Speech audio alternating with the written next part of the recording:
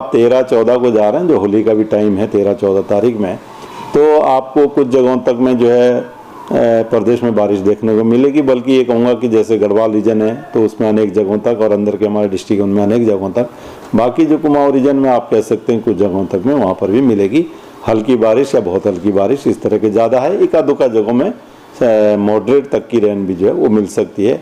तो 13, 14, 15 इस तरह की एक्टिविटी है। तो जो अभी तापमान थोड़े बढ़े हुए हैं 1-8 डिग्री, तो अभी 1-2 दिन में और आप देखेंगे कि उसमें बढ़ोतरी होगी। लेकिन जब बारिश की एक्टिविटी हो जाएगी तो फिर वापस जो है वो सामान्य के आसपास आ जाएंगे।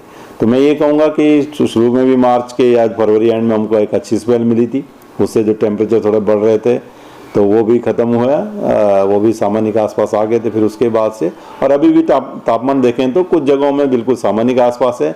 हाँ, कुछ स्टेशन है जहाँ पे कि थोड़ा 1 से 2 डिग्री तक जो है वो सामान्य से ऊपर है, 2 डिग्री तक के आसपास आप कह सकते हैं। तो इस तरह की स्थिति है। तो 1 से 8 डिग्री और टेम्परेचर बढ़ सकता है 1-2 दिन आगे जो है, लेकिन उसके बाद जब बारिश होगी 13 से तो घटेंगे। तो बारिश की एक्टिविटी जैसे मैंने बोला 13, 14, 15 में उत्तर प्रदेश में देखने को मिलेगी।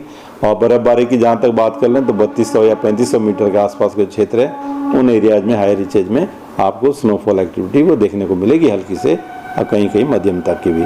फिर आप देखेंगे कि जो एक्टिविटी है फिर 18, 19, 20 में भी दिख रही है।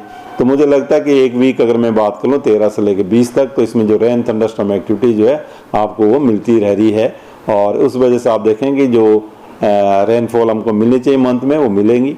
और साथ ही जो तापमान है वो भी सामान्य के आसपास या 1-8 डिग्री ऊपर नीचे इसी तरह के चलेंगे। ये